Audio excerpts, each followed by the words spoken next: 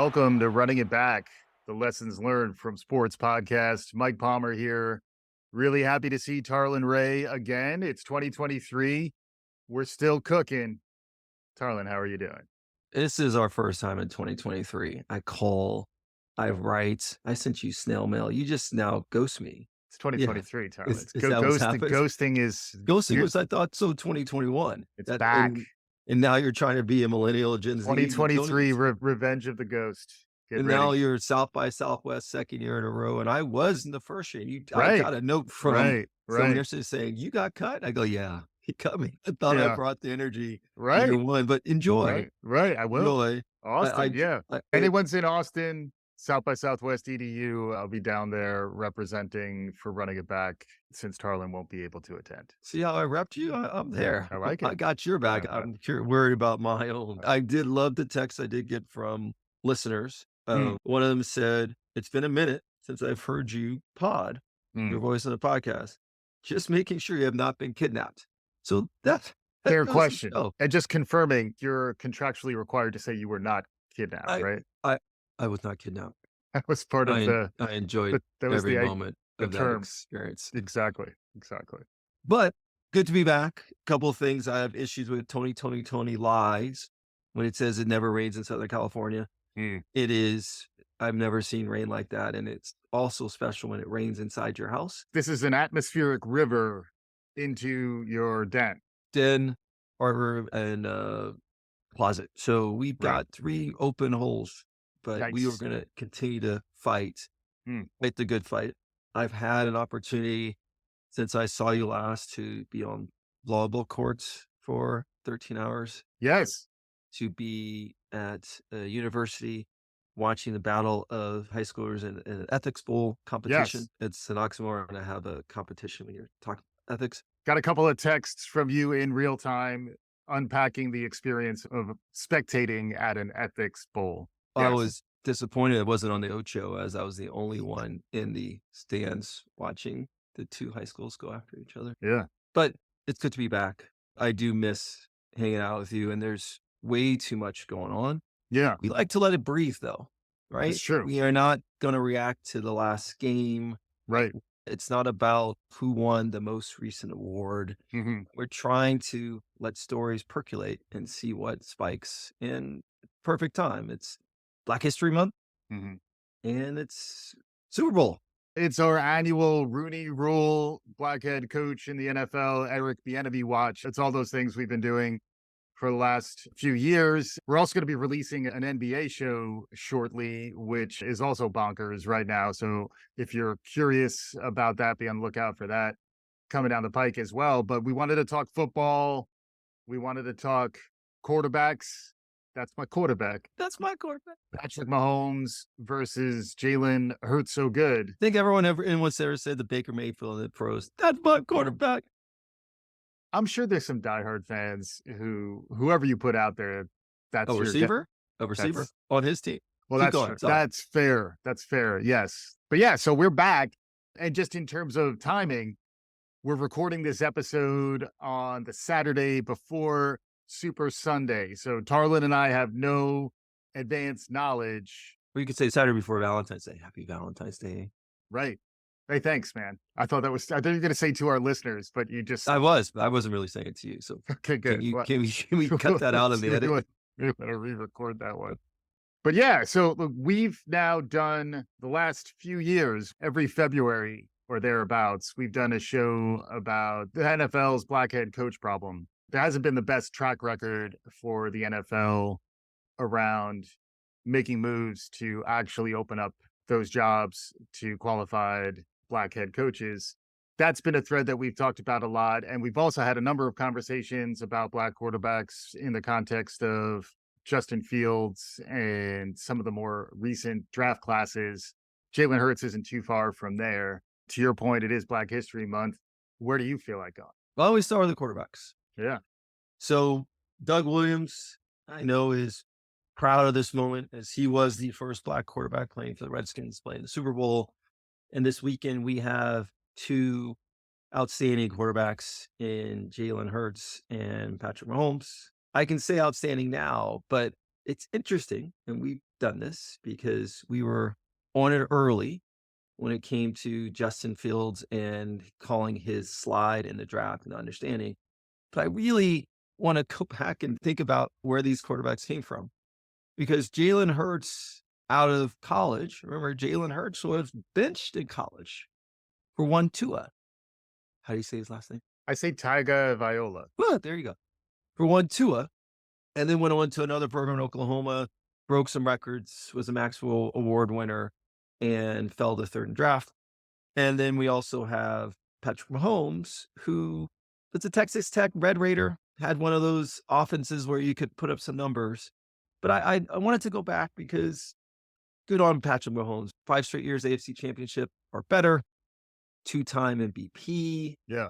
And Jalen Hurts being able to come from a little bit of obscurity and not being seen as a top talent to make it to Super Bowl. But I wanted to go back to look at the combine profile for both the guys. Okay. It is interesting just to read Hurts. This goes to sort of understanding talent. Hurts, like Tebow, Hurts is a dual threat QB. So whenever anything starts like Tebow, Yeah. you know that you're screwed. Mm-hmm. Dual threat QB known for his strength, toughness, and character, more accurate passer and runner than Tebow, but is inconsistent as a decision maker and tends to break the pocket. So he should make a solid backup. That was Jalen Hurts' scorecard. His strengths, and I won't read them all, but 38-4 as a starter over Alabama, Oklahoma. Tremendous leader, extremely tough and durable. He has poise late in games, is experienced in a variety of schemes. That seems like someone you would want on your team. Seems qualified. Let's go to the guy you love, that you've been hyping up for years. One, Zach Wilson. Yeah, of course. 6.5 rating. So remember, solid backup. That was what they had. His label is boom or bust potential. This is the second person taken in the draft in 2020. Ascending QB prospect who possesses the swagger and arm talent to create explosive plays inside and outside the pocket. Swagger wagon. We got more. Gunslinger mentality and improvised release points are clearly patterned off of his favorite player, Aaron Rodgers. However, his more reminiscent of a blend of Jake Plummer and Johnny Manziel.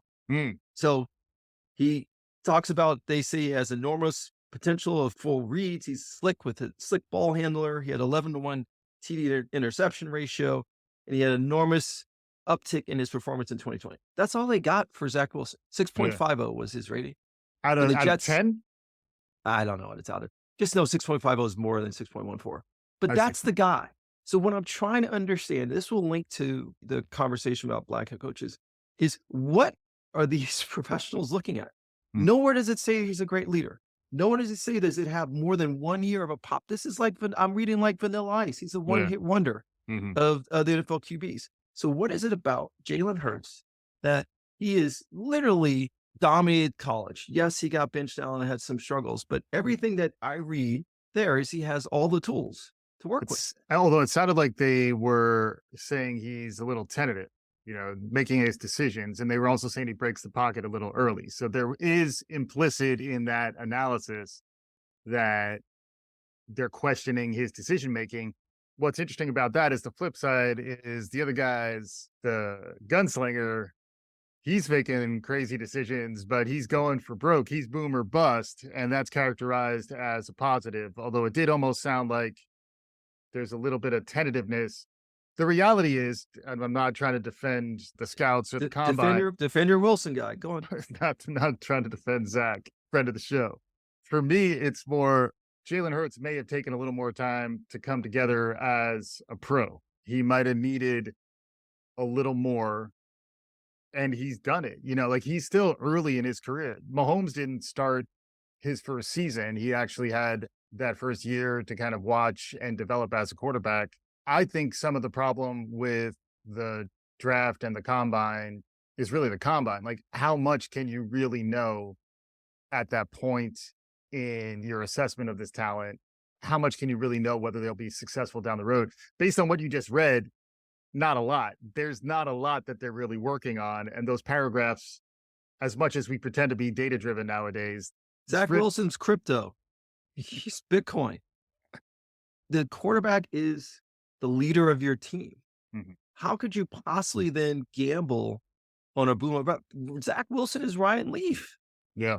I just don't understand how you keep gambling on the person that's supposed to lead the chart, lead everyone on the team. It is Right. the guy that you follow. It's the guy with the ball in your hands every play. What is it about those? Maybe it's the intangibles, but there's no way Hurts went into pro day and had 10 of his 50 balls are just overthrown. Right.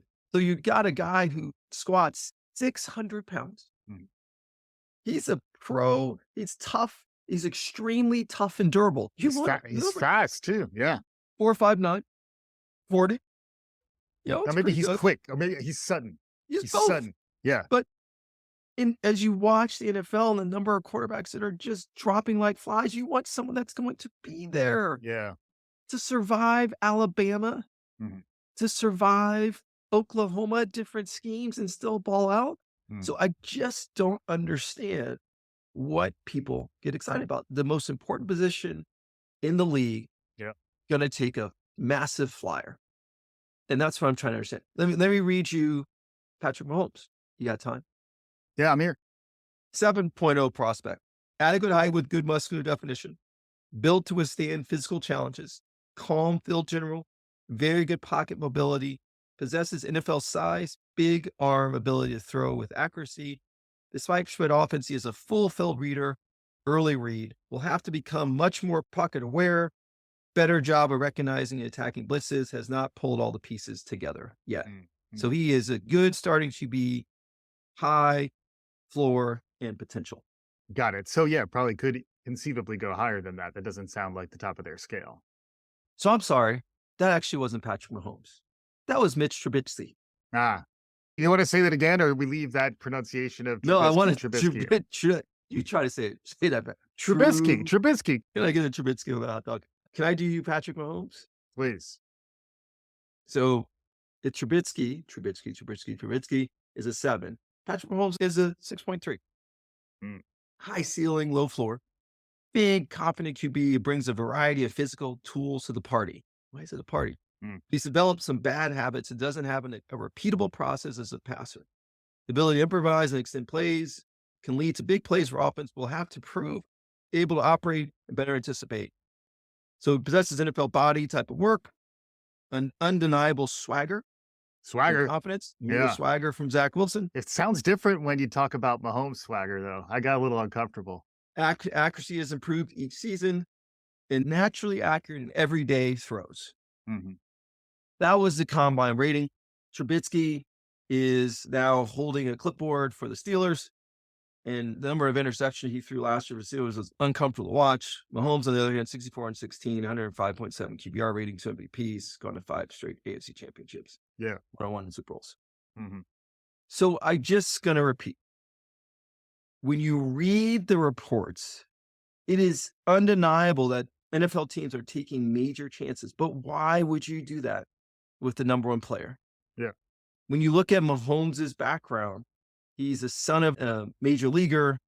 He played all sports. You know that he has the ability and the tools. The Kansas City Chiefs went from the 27th pick and moved up to the 10th pick to get him, and it would have gone higher. So I'm looking at the two guys in that draft, Trubisky number 2 and Patrick Mahomes number 10. What's happening? Yeah, it's a good question. I'm curious where Tom Brady ranked, the now ex-NFL player, retiree Tom Brady, who would have scored very poorly on the combine. He was pretty irrelevant. He was Mr. Mostly Irrelevant. He was drafted late.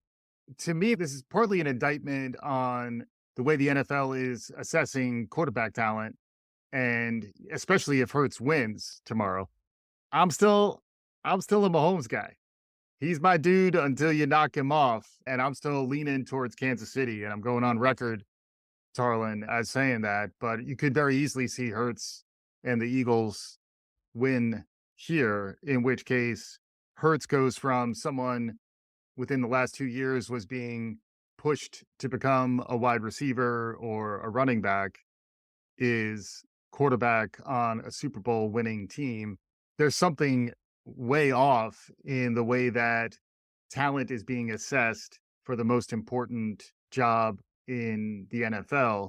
I'm not sure what the answer is, but it could be a cultural problem, the way talent is assessed it does remind me a little bit of the head coaching problem that we were talking about. It's a coaching problem. Their ability to adapt to the talent that's sitting in front of them and mold the talent to a new or different scheme instead of having them fit the scheme that's there.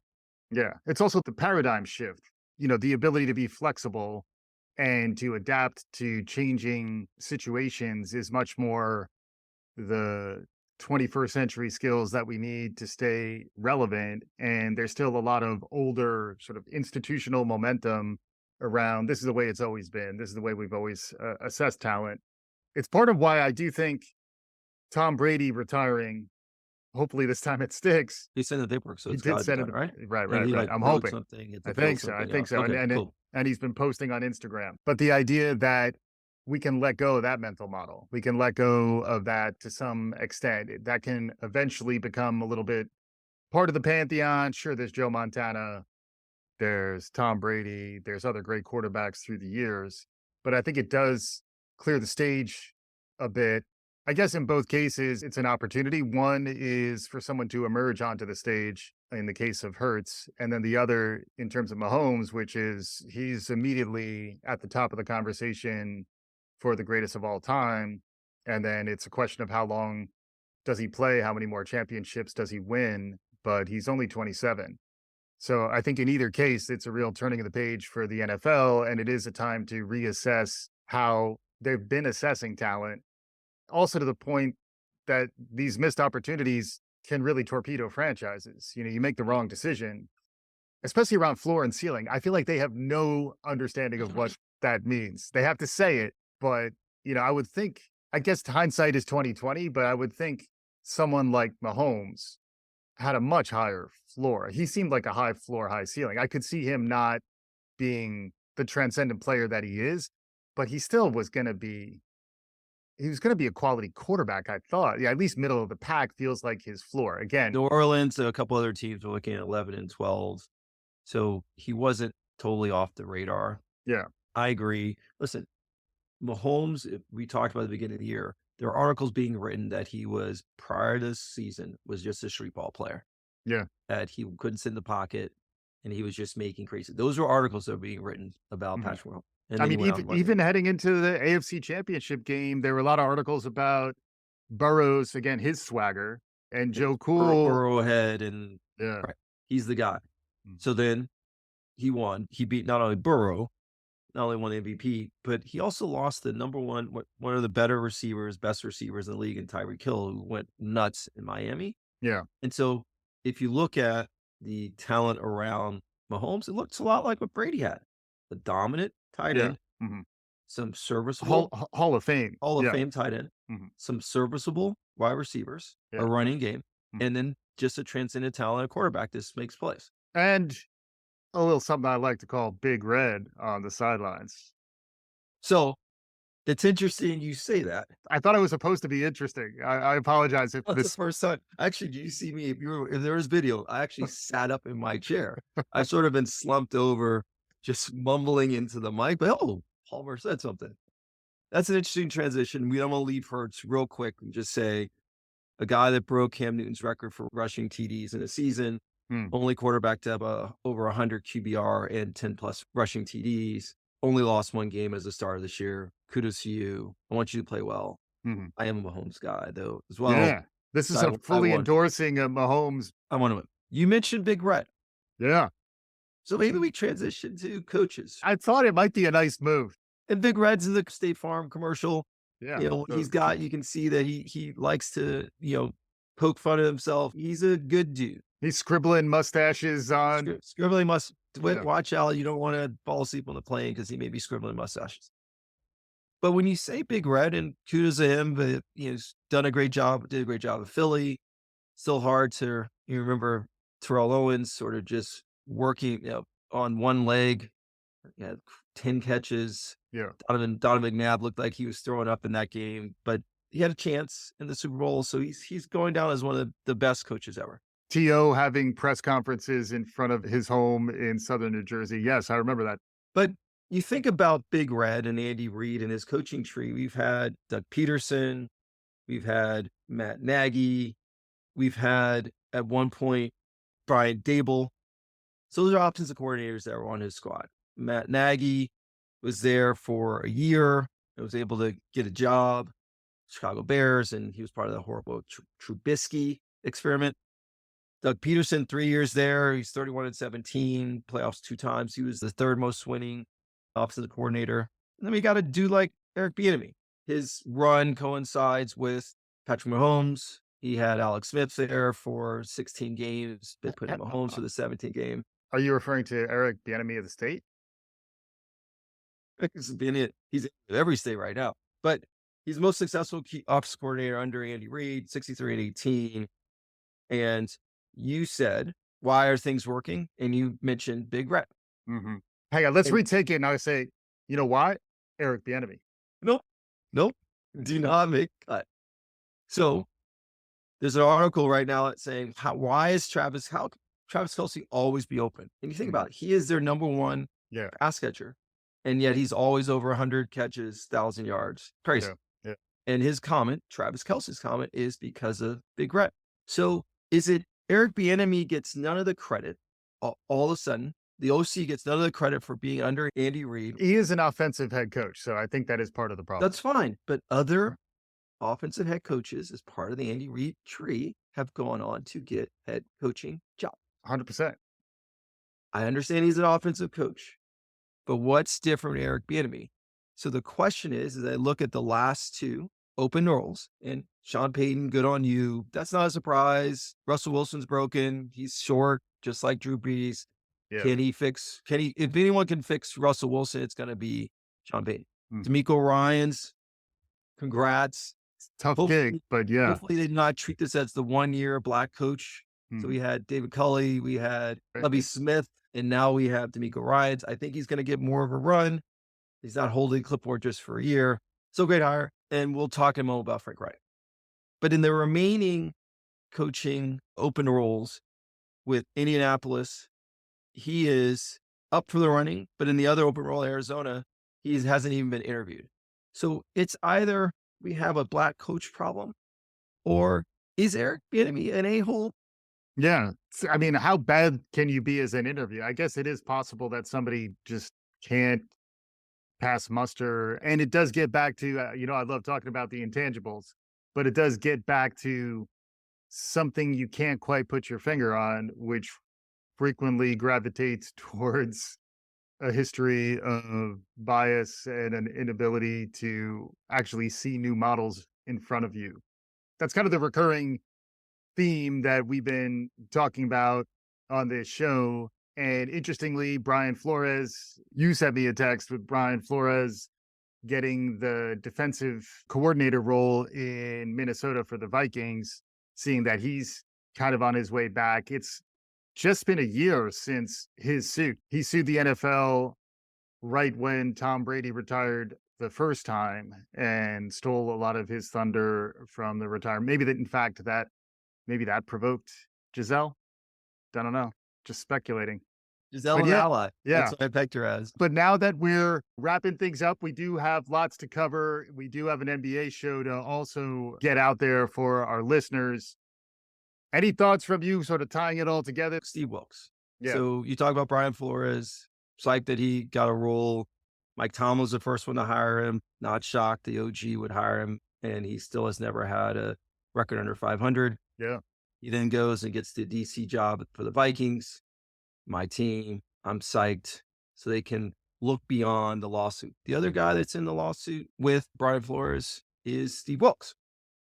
Steve Wilkes held a clipboard for the Arizona Cardinals for 1 year, 3-13. It's his first year there, and then gets fired for Cliff Kingsbury. And we know that was a great run by Cliff Kingsbury. Yeah.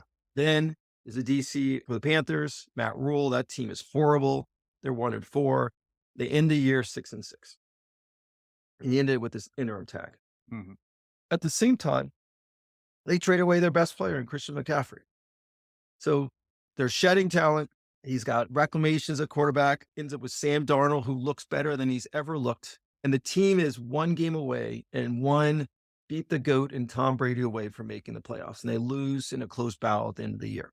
Mm-hmm. Tough to beat the GOAT on the way out. Yeah. But yet, the guy that they hired, Frank Reich, who was dumped by Indianapolis because he needed to bring Jeff Saturday in out of the booth. Yeah. And yes, he played for the Panthers back in the day, and that's who they brought in.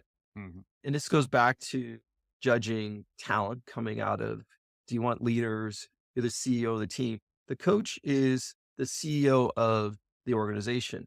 But it's not just winning a presentation, it's winning the locker room. Mm-hmm. And the fact that he was able to take a group of guys, dysfunctional, not even coming close to playing under Baker Mayfield, and get them to make a run, it shows that you can leave in. It's the hardest thing to do. It's not the conversation that you may have in a boardroom. It's the conversation to get everyone aligned and running together. Mm-hmm. And so the question will be, it's offensive league. And when an offensive-minded head coach, just hire an OC. Mm-hmm. For me, that was, I just don't understand. Like, these are all successful business folks that own these teams. You know how hard it is to build culture, to operate a business. That's basically what you're asking your coach to do. Mm-hmm. And he did everything you could possibly do with a weak lineup to show that I'm the guy. Mm-hmm. This doesn't make any sense. What are you looking for? We got blown away by Frank Reich's presentation. Yeah. But did you watch the way his team was playing for him in Indianapolis? Oh, but he had terrible quarterbacks. Did you see what Steve Wilkes was playing with? Yeah. There was a swagger. I'm going to use NFL's favorite word, Zach Wilson and Patrick Mahomes' is combine report. There was a swagger back with the Panthers. Yeah. And so Tepper, as a new owner, just fell right into the old boys network in the way that you look at talent. Mm-hmm. And the way that you look at lead or omit. It's one of the hardest things to do, to turn around a team and get them thinking, their mindset to change and building a new culture. So that's my frustration with, you got someone who's in the seat, performs, you don't give him a chance. That doesn't make a lot of sense. Frank Reich hire doesn't sell any tickets. And the Flores suit was about not tanking, which is very much in line with Wilkes' performance. You could imagine in that context, he was not expected to get the team turned around. And then it's almost like the organization doesn't know what to do with the interim head coach who overperforms. Something we're going to keep looking at. The other lesson learned there is, I heard Frank Reich had really killer PowerPoints. So maybe, a PowerPoint, mirror board. Yeah. And he did his own vid. And so he showed that he can cut video. I'll leave it this. My favorite moment of the year, Lovie Smith, number 1 or 2 in terms of beards. And I wish I had Jacques Vaughn. We see Vaughn. you. Yeah, we see you, Jacques Vaughn. And I wear it like that. I got some grays, but I'm working on it. Yeah. Yeah. But Lovie Smith winning his last game. They are 2-13-1 in prime position to have the number 1 pick. And he doesn't care. We're going to win the game. Yeah. You play to win the game. So Lovie, you're the guy. You're the beard for life on the beard Mount Rushmore, but you play to win the game. So yeah. And we play to run it back. Tarlin, thanks again for joining us on today's show. Thank you. For our listeners, we'll be back again soon. This is Running It Back.